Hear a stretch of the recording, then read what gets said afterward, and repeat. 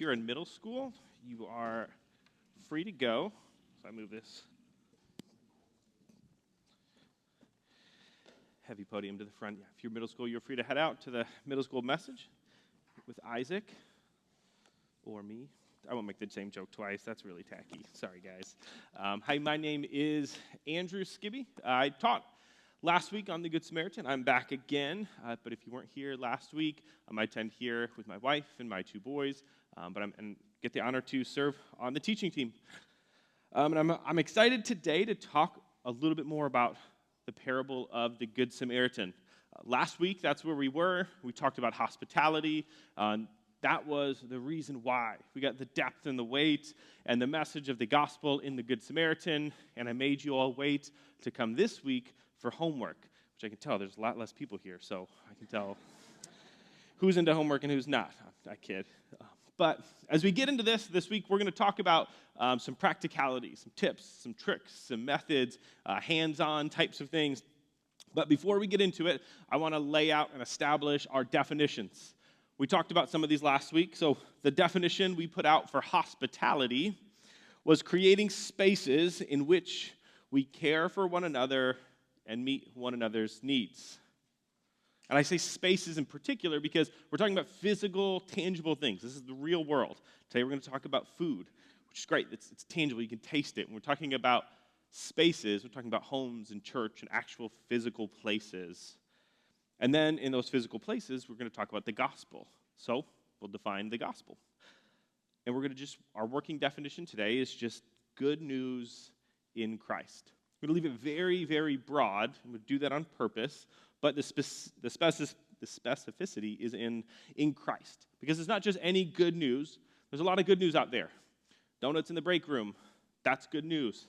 When I heard that Taco Bell was bringing back the Mexican pizza, to me, that was fantastic news, but it has nothing to do with Jesus. So when we're talking about the gospel, we're talking about good news in Christ. Because that word gospel comes from a Greek word, evangelion. I don't know how to exactly pronounce it. I don't speak Greek, but it's the same root we get the word evangelical or evangelism. We're talking about evangelism is when we share the gospel, and so that's sharing good news, but in particular, we're talking about good news in Jesus. And we'll see a little bit later why keep it there narrow in Jesus, but we're going to leave it very, very broad.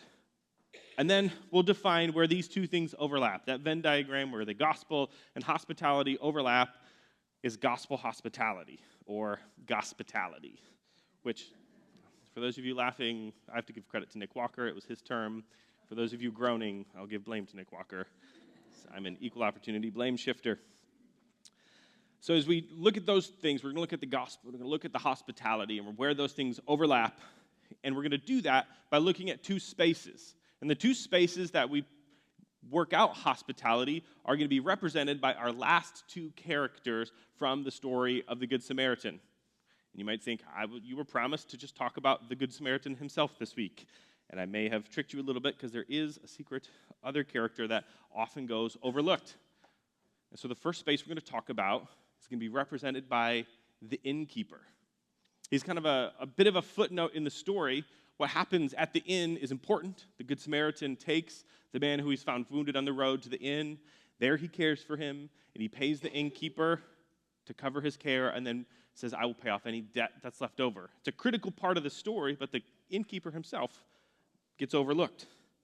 But what that innkeeper did was he was the individual and the institution to which the care of the man that the Good Samaritan had saved was entrusted.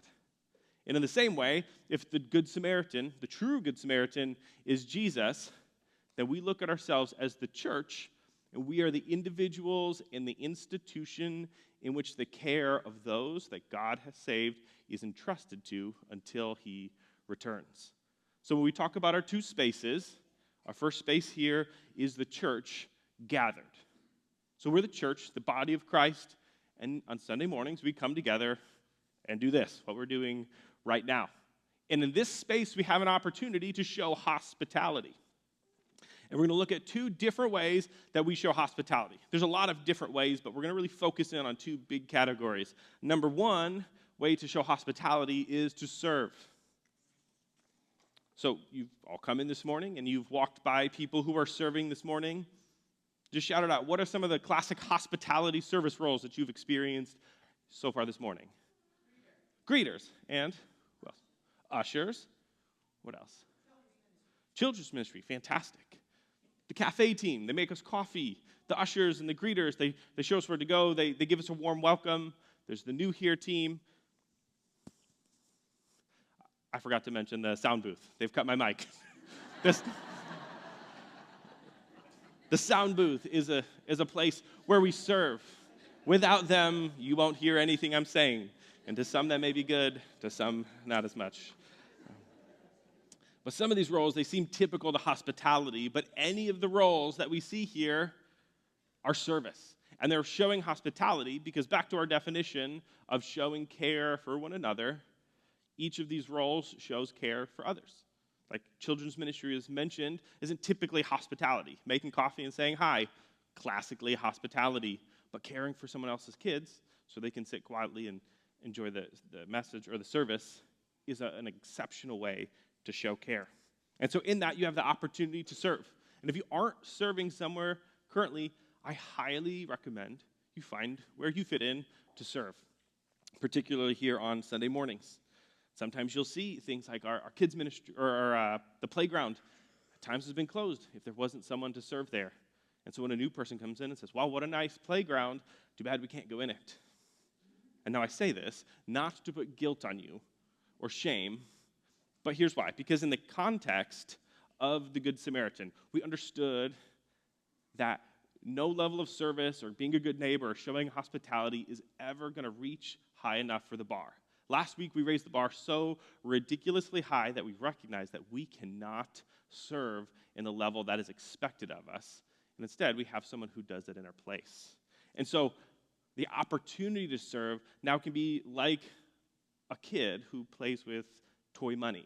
I've got a 2-year-old and a 4-year-old. They've got a cash register, and they like to play restaurant or store. And they have little plastic coins and paper bills. And the amount of money that they charge me to buy their toys back from them, it's exorbitant. $100 for Buzz Lightyear. To them, it has no meaning. It's just free. It's loose. So you give me money, I give you this. It doesn't matter. And in the same way, we can serve because we know the whole thing's been paid. It's been satisfied. And in that, we can freely serve in joy and excitement, not because we're required to, but out of thankfulness and joy. So in that, we see everyone who serves, regardless of you're on the stage or in the back or not seen, that service matters, and it is a showing of hospitality. And so number 2, the other way we can show hospitality here on Sunday mornings is to connect. So we serve and connect. Now that is most of us on Sunday, okay? Most of us are not in a role every single week. Most Sundays you're going to come, you're going to enjoy, you're going to come to the service, stand out there and have a coffee, eat a donut, sit in your seat 10 minutes before and watch the countdown, hang out and watch the playground after, while your kids and grandkids after the service play out there. And that is your position. You may not be stationed at a door, but you're stationed in your seat, you're stationed at your tables, you're stationed at the playground. And in there, that is where we have the opportunity to both share good news and glorify God. You ask me, how is that? You expect me in the 5-minute countdown. I sit here, and you think in 5 minutes, I'm just going to hope that the guy sitting in front of me, completely lost, has never been to church before, I'm going to tap him on the shoulder, lead him to Christ, pray the sinner's prayer right there before the music starts. Is that what we're working through? No. I don't expect it. If you did, that'd be great. We'll turn a light bulb, and everybody be thankful, but the likelihood of that happening is very, very low. But you can share good news in simple ways by saying, hi, how are you? How was your week? How's it going? Just a quick reach out and welcoming people is a form of sharing good news, and we'll see how in just a minute, but I can already tell there are some introverts who are getting a little uncomfortable that I'm telling you should talk to people. Now listen, we got rid of the handshaking time during service, okay? That was a favor to you. We still expect you to do something. You have to say hi. You have to greet people. You have to welcome. I really love, I do a hospitality training, and I've done it 2 years in a row here at the church, and the first year and then this second year, I encourage people to say, it's okay, don't feel afraid to walk up to somebody and say, hi, are you new here? I haven't met you yet. Or just, how are you new here? And it's okay that everybody, we have a growing church, it's really easy to miss somebody or not know who's been around, because the fear is I'm going to say, hey, are you new here? And they're like, oh, I've been here for 10 years. Are you new here? Like, you must be. But Reba Lark gave me an amazing line, and this is what I'm going to give to you. Just practical right here. There's a line you can say. It just says, hi, I haven't met you yet. Now you take the impetus on yourself. It's my fault. I haven't met you yet. And it's a great way to start a conversation or introduce yourself to someone that you have not yet met. And in that we show greeting, we show hospitality, we welcome one another. And our aim should be to be a welcoming and friendly church. And I think we do a pretty good job at that, but we'll never be perfect. But we should strive to do that with everyone who comes in our door, whether they've been here for 10 years or it's their first time in church ever.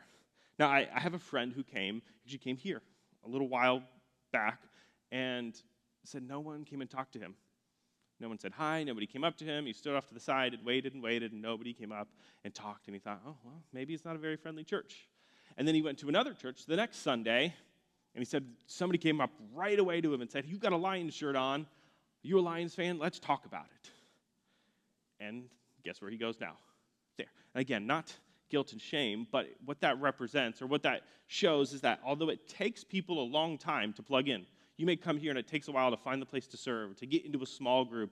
Most people on their first visit to a church give about 7 to 10 minutes, and in their mind they've made up whether or not they're coming back or not. Just statistically show that window is very small. From the time they pull in the parking lot to the time they make a decision, it's about 7 to 10 minutes. And it may be a Christian who's new in town looking for a new church. It may be a lost person who's saying, hey, I'm going to give this church or faith thing a try. But that's our window. And so in that, we have that opportunity to share good news and to glorify God in simply saying, hi, how are you? Welcome. How's your week? And we glorify God in that because, well, we're here for a worship service, right? So we've sang songs, we listen to teaching, we give. These are acts of worship. But Romans 15, verse 7 says, therefore, welcome one another as Christ has welcomed you for the glory of God. So just saying welcome is in itself an act of worship and shows glory to God. A lot of times we think it's got to be Chris or one of the worship leaders standing on stage singing, this is our God, the body-raising, mountain-shaking breaker of chains. That's big praise. But in the same way, just a simple hello, welcome, how are you, in God's eyes is just as much a praise to his ears as the big songs that we sing. And God is glorified when we welcome one another. So how is this good news? How is this gospel hospitality, though? I mean, I could go anywhere. Walmart has greeters who say hi to me. Like, what makes this gospel? And here's my argument here, is that what we're doing here is kind of weird in our culture. The fact that we're all together, like in person, every week we come and we see each other face to face, and we say hi, and we interact, that's not normal. We live in a very disconnected and isolated culture. We do more interacting with influencers and news anchors than we do with our friends and our family. We spend a lot of time on our phone. We don't spend a lot of time sitting at tables or in living rooms. We just live in a disconnected, isolated, digitally focused culture, but we make kind of a radical decision. We say every single week, we're going to get out of our bed on our day off, and we're going to come and see each other in person, welcome and greet and worship together. I think that is radical, in particular in our culture. And so in that, when someone who lives in this isolated and dark world, there is a light that we have here just by coming and being together as the church, where the gospel is both explicitly given and also implicitly felt with one another. And so in that, the church gathered. How do we show hospitality? Well, by here, we both serve and connect with one another. So now next, here's the character we've been waiting for, the Good Samaritan. So you see, how do we do that? We heard a great story about how amazing the Good Samaritan was last week, and I said, come back next week and we'll talk about how to do it. And I may have tricked you a little bit because we're still not going to talk about what the Good Samaritan did, because we recognize that the Good Samaritan really just points to someone else.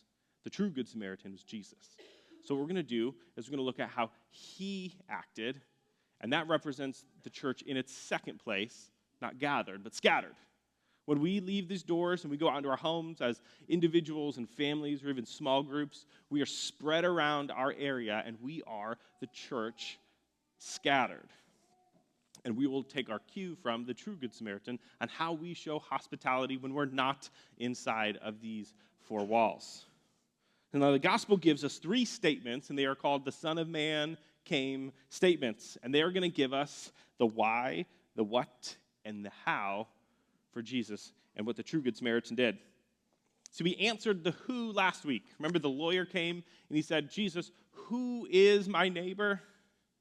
And Jesus answered him with this elaborate story of the Good Samaritan that basically said, everybody is your neighbor. We now live in this universal neighborhood where anybody we interact with and come in contact with is our neighbor. But that encompasses both the lost and the found, the Christian and the non-Christian, the believer and the non-believer alike. Because that power in the gospel, we talked about last week, in Romans 1:16, it says that the gospel is the power of God unto salvation, that power hits us in a moment. And you're saved in an instant when you confess with your mouth and you believe in your heart, but that power doesn't just change you in 1 second and then leave you to your own devices after that. But now the power of salvation is ongoing, and it keeps going. And so the power to save is also the same power in the gospel to keep. So the who does this gospel need to go to? By way of hospitality, it is to all of us. So it's easy to think of this hospitality in the gospel as something we need to do for other people who aren't here, but it also applies to what we do for each other in our daily lives. Like, I need the gospel in my daily life, and the same that you do as the same one who's never heard or believed before. So that is the who. So let's look at the why. So why did the Son of Man come? In Luke 19:10, it says, the Son of Man came to seek and to save the lost. The ultimate purpose behind Jesus taking on flesh and coming to earth was to seek and to save those who were far from him, or in other words, all of us. And those who he came to save, he also keeps. And those are the ones he paid the debt, who gave the resources to the innkeeper to keep until he returns. Jesus told great stories, he performed miracles, he fed people, he hung out, he did a lot of amazing things. All of the stories we read in the gospel all point to Jesus' ultimate message of why he came was to seek and to save the lost. Now let's look at the what. What was the substance of Jesus' mission here? Matthew 20, verse 28 tells us that the Son of Man did not come to be served, but to serve, and to give his life as a ransom for many. And when we talk about service, that's really what's at the heart of hospitality, is serving one another. In our definition, we said to care for one another's needs, and that is an act of service in the same way that Christ did it. His service and his hospitality were consistently putting others before himself, despite the fact he was God himself in the form of a man, was always putting other people's needs ahead of his own. And now the last of the Son of Man statements is the how. In Luke 7:34, after two other grand statements of seeking and saving the lost, and not to serve and to give his life as a ransom for many, the third one, the pinnacle, it all comes to this: he came eating and drinking. Like, man, those other two were pretty big, but that sounds pretty simple. I think that's the point, is that what did Jesus do when he was here on earth?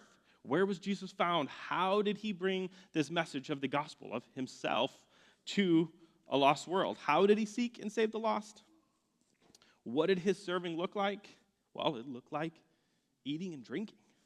And here's the practicality to it. It's so simple that the Pharisees and the religious leaders, when they saw Jesus sitting at tables with Pharisees and tax collectors and sinners, they said, man, this guy's a glutton and a drunkard. But he was so commonly found sitting at tables that they could accuse him of that. And in the book of Luke, it's almost as if the entire book is Jesus either at a meal, on his way to a meal, coming from a meal, telling a story about a meal. It's almost like he's obsessed with food and eating and tables. So am I. I'm hungry. And I don't blame him. Good food, but let's look at some of the examples. In Luke 5, he eats with tax collectors and sinners. That's where he calls Matthew. In Luke 7, he's anointed during a meal at Simon the Pharisee's house. In Luke 9, he feeds 5,000. In Luke 10, he eats with Mary and Martha. In Luke 11, he condemns a Pharisee at a meal. In Luke 14, he's at a meal and urges people to invite the poor and the marginalized to their homes, not just their own friends. In Luke 19, he invites himself to Zacchaeus' house for a meal. In Luke 22, he's at a Last Supper where he institutes the primary practice by which we remember him, and that is in the form of a meal. In Luke 24, he's resurrected, and he meets two disciples on the road to Emmaus, and he goes to their house, and he sits down and has a meal. Later in that chapter, he's found in Jerusalem after, again, raising from the dead, and he is eating a meal of fish with his disciples. Jesus is always and constantly at meals. And when he's telling stories, he tells stories of, like the parable of the lost coin. It ends in a party. The parable of the lost sheep ends in a party. The parable of the prodigal son ends in a feast. We see there's the wedding banquet. The parable of the 10 virgins is at a wedding reception. Jesus is constantly, repeatedly telling stories about meals and banquets and parties. Man, I think Jesus would have been a really fun person to be around. I think Jesus knew that because he was here to seek and to save the lost, and the lost are people, and people eat. We need to eat multiple times a day. And so in that, if we were to look at the things that Jesus did in his life, if he did something maybe once or twice, maybe you'd say maybe we should do that same thing too. Like Jesus walks into a temple and he flipped over all the tables and he braided a whip and he drove everybody out. The next time somebody, Pastor Chris, says something you disagree with here, I don't think we necessarily need to take that as I'm going to flip the tables. But if you see Jesus over and over and over again, eating and dining and drinking and partying and having time where he's sitting at tables with people, I think it's a pretty good case that we should be looking and doing the same thing. And one of the reasons of this, I think, is because meals are just a universal leveling mechanism. We all need to eat. No matter who you are, how big or small, how powerful or weak you are, we all need to eat. So at a table, we all find this common ground that we are humans, we need to eat. So if you're a Republican or a Democrat, you can sit at a table and have at least that in common. If you're a Michigan fan or an Ohio State fan, you always know you have at least that in common. You have to eat food. And so we're on the same page there. And so Jesus uses meals and now his common humanity as a way to connect with those who he came to seek and those who he came to save and those who he came to serve. And that's how the Son of Man did it. We see why he did, we see what he did, and see the how was sitting at meals, sitting at tables, eating with them. And the good news is, if we're going to do that, you're already doing it. Like I've had 2 cups of coffee this morning. I'm on my way. I'm going to go have lunch. Eating is easy. And this is a way for us to connect with other people. And so, again, I get the same feeling from the introverts in the crowd that you're like, what do you tell me? I've got to have people over. I've got to show hospitality. They're going to come to my house. I'm going to sit down and talk to these people. Like, no. I like my peace, and I like my quiet. Or some of you are thinking, like, hospitality. You're talking about having meals. Like, I'm not a very good cook. I burn the dino nuggets sometimes. Like, that's just not my skills. It's not my forte. Or you don't have a big table. You don't have a house that's clean or nice and that you want people to come into. Now, let's talk a little bit about what hospitality is not. Because a lot of times, hospitality can come with certain preconditioned ideas or pictures in our head, and we think, I'm not gifted in that way. That's not my thing. I know somebody. My neighbor is the next Martha Stewart. She can do that, but that's not me. Okay. In our minds, we have pictures. So let's show a couple pictures of hospitality and what this could elicit. So picture number 1 is a big table like this with a nicely plated meal. I picked a grainy picture, so maybe you can't see, but there's bowls filled with beautiful food and table settings, and we have more pictures of nice silverware and chargers and flowers and the nice china. This can be hospitality, but what hospitality is not is it's not a performance. You don't have to put on a performance to be showing hospitality. It doesn't have to be big. It doesn't have to be grand. It can look like this.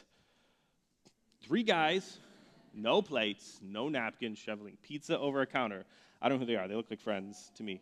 But, sorry. I am a dad. I have to. But it's not a performance. It can be anything and everything.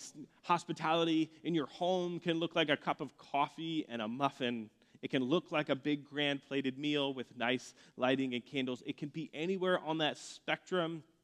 But the thing is, the hospitality is just sharing the time and sharing the meal with one another.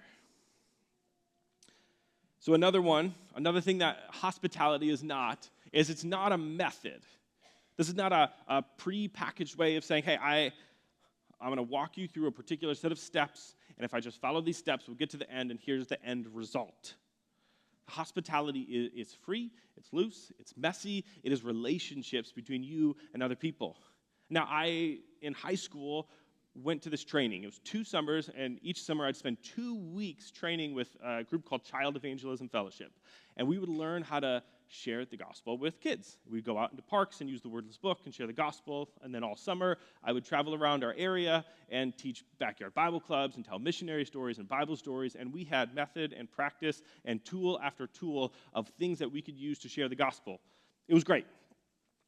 I have listened to things like Way of the Master or other evangelism training. I've read books. In college, I had to take a class on personal evangelism. There are endless tools that you can use out there for evangelism, but hospitality is not a method. And as good as those are, the simplest and the easiest way for sharing good news is to sit down at a table with food in front of you and start talking to someone. And in that, conversations can happen and good news can be shared. So you don't have to work through a rigid set. You haven't had the training. You haven't studied the apologetics. You may not know all of the verses that you need to pull out to share the gospel effectively, and that is okay.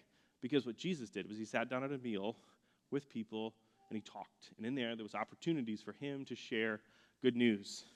And they came out somewhat randomly. We see opportunities where someone comes to Jesus and breaks ointment at his feet and wipes her feet with his hair. Kind of a impromptu moment, and in there, Jesus is able to use that and share the gospel. We see in Luke, he goes to a Pharisee's house who doesn't offer him the traditional greetings, and in that, he uses that slight as an opportunity to share the gospel. None of those were planned out things, but he is there, he's having a meal, and in there, he sees an opportunity, and he's able to share good news. Which brings us to the last point of things that hospitality is not. It's not an ulterior motive. It is the ultimate motive. It is why Jesus came, and it is why we do it. But let me help you understand the difference between the ultimate motive and the ulterior motive. I had an employee at one point who left Chick-fil-A, and he went to go work in finance. He got a cool job in finance. I was like, wow, that's pretty great, Tim. So he goes off, and then a few months later, he's back in the store talking to us, and he's like, hey, yeah, I've learned a lot. Would you come by? I'd love to talk to you about your life insurance and investment needs. And I was like, well, I'm 19, so sure, if you'd like. I don't have a lot of money to invest, but I did. I said I'd go meet with him. And I did, and I went to his office, and there was a desk, and I sat down in one chair, and he sat down in the chair next to me, which I thought was a little bit odd. And then his boss came in, and he sat down on the other side of the desk. And instead of Tim telling me about the investment opportunities and the financial things that I could purchase, he was actually there to recruit me into a financial multi-level marketing company. And I was a little bit taken off, but for the next hour, I had a guy explain to me why I needed to join them. And instead of me hearing about how I could invest in the stock market today and make money in the future, which sounded great, or get life insurance, I just listened to him recruit me into a multi-level marketing scheme. And so what I realized there is that he had an ulterior motive. He didn't come to say hi to me because he wanted to help me with my financial well-being. He wanted to recruit me because then I could start making money for him. Now, so that the difference there is the ultimate motive would have been, hey, I've got a great product. I'd love for you to hear about it. Let me tell you. But really the ulterior motive was the sneaky, secret, behind-the-scenes plan that he had for when I went there. And so in this, what we realize is that it doesn't have to be invite someone over to our house, and we sit them down, and we say, listen, here's what we're going to do. I've got the gospel, you need to hear it, and we're going to work through this. And at the end, you're going to pray the prayer, or you're not welcome back. No, there's none of that. We can just, in our conversations, and our ultimate motive, our motivation for why we do hospitality in the first place, which is to share good news, is just look for opportunities to share that good news. Now, like I said, I worked at Chick-fil-A. Another great story from there is my boss would take us to, at Christmas time, all the managers would go out to a meal, or we'd have a leadership training thing. And a couple of different times, he had us play a game called Slip It In. And this is where he would give us little slips of paper that just had absurd phrases on it. Like, who doesn't love a good dad bod? Or, that's a hungry porta potty. I like ketchup popsicles. Or, the most absurd of all, Aaron Rodgers is a national treasure. We know. Absolute absurdity. But he would give us these. And now, there is a game at Target. I've never played the actual game, so I can't condone it. I don't know what's in there. But he would give us these. And our job was to try to fit this weird phrase into a conversation without anybody catching us. And if you caught somebody saying their phrase, you would call them out and you get to keep their slip. And if you get it in without being caught, you get to keep it in safe. And the whole night we're all having a good time, eating dinner and all this, and we're all trying to fit these things into conversations naturally so that we don't get caught. So in the same way, it's a similar thing when we have good news to share, like Jesus did, when an opportunity presents itself, we have that opportunity to now apply good news to people's lives. And it looks different in a host of different scenarios, or with different people and where they're at in life. Good news may look different. And this is why I said we've got a very broad definition of the gospel. Because at the very core, the gospel is not less than Jesus dying for our sins and rising again. If it's anything less than that, it's not the gospel, but that message applied to a variety of different scenarios in life looks very different. In the book, The Simplest Way to Change the World, the authors write that is nothing less than putting human flesh onto the gospel story. So if we know that gospel story, how do we apply it human to human? The gospel is a life-encompassing message of good news, and so it's going to look different to different people. So to someone struggling with their identity, it looks like love. To someone bearing the weight of addiction, it looks like freedom. To someone struggling with guilt and shame, it's forgiveness. To someone dealing with physical or mental health issues, it looks like hope. To someone feeling alone, it looks like a community. And to anyone, anywhere, struggling with anything, it looks like grace.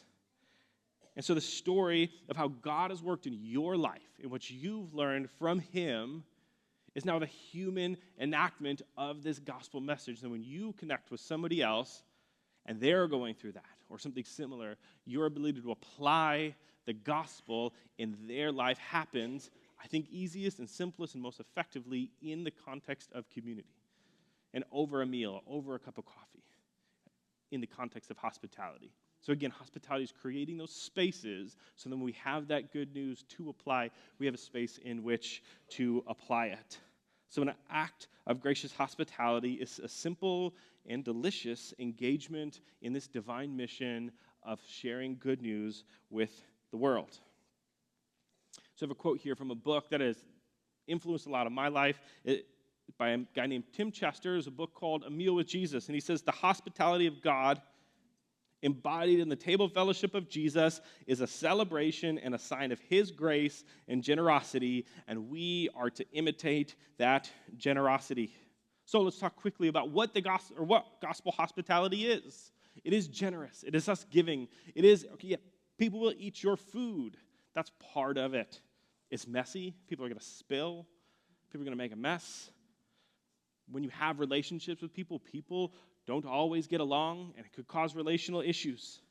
It is also countercultural. Like we said, it's weird for us to get together in a big group and meet face-to-face, but again, in our world that is just so isolated and dark, when I'm struggling with something, a lot of times I communicate with my friends by sending memes or TikTok or Instagram Reels, and I try to put a dark one in there as a way to say, hey, you should ask me how I'm doing. Unfortunately, this is a lot of our communication and our relationship and our contacts with people happen digitally. They happen in informal ways. They happen disconnected. We spend a lot of time interacting separated from one another. So it's countercultural for you to say, hey, why don't you come over to my house for dinner on Tuesday? Or, hey, on Monday, I've got a free morning. Do you want to come over for coffee? That's a practice that's just lost. It's an art that we don't do as often, but as we see, that was the number one way Jesus shared good news. And so in that, we do something a little bit outside of the normal. And lastly, gospel hospitality is worth it. Because, again, when people are going in different situations in a variety of life scenarios, it is that human flesh coming on the gospel story. So it is that love, but acted out. It is freedom acted out. It's grace acted out. It's hope acted out. It's community acted out. Because the reality is what we're doing in church here, I love it. And a lot of people will come to church and they will hear the gospel. But there are a lot of people in our world today who are never going to darken the doors of our church for any reason. Not a lot of people maybe looking for God, but they are looking for friends. And that is easier to do. So they may be a neighbor who feels like they're far from God. They feel like they're separated. They feel disconnected. They may feel like God may not like them. They may feel like God doesn't even exist, but what little do they know that there's a little piece of heaven right next door, and you could share that over a cup of coffee. So this morning, I want to give you a couple resources. If this is something you're like, hey, maybe I'd like to try some of this. Maybe I'll invite somebody over to my house. Well, there's a few books that I've read and I love and recommend. The Gospel Comes with a House Key by Rosaria Butterfield, A Meal with Jesus by Tim Chester, or one that I quoted earlier is The Simplest Way to Change the World. There's great resources if you want to figure out how to do this biblical, this gospel hospitality. How do you practically act it out? Honestly, I could just keep talking for an hour.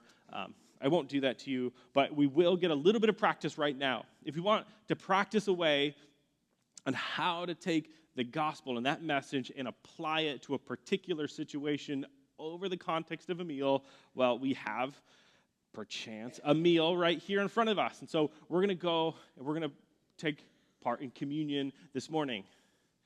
And what I want you to do is you sit there and you reflect over that communion.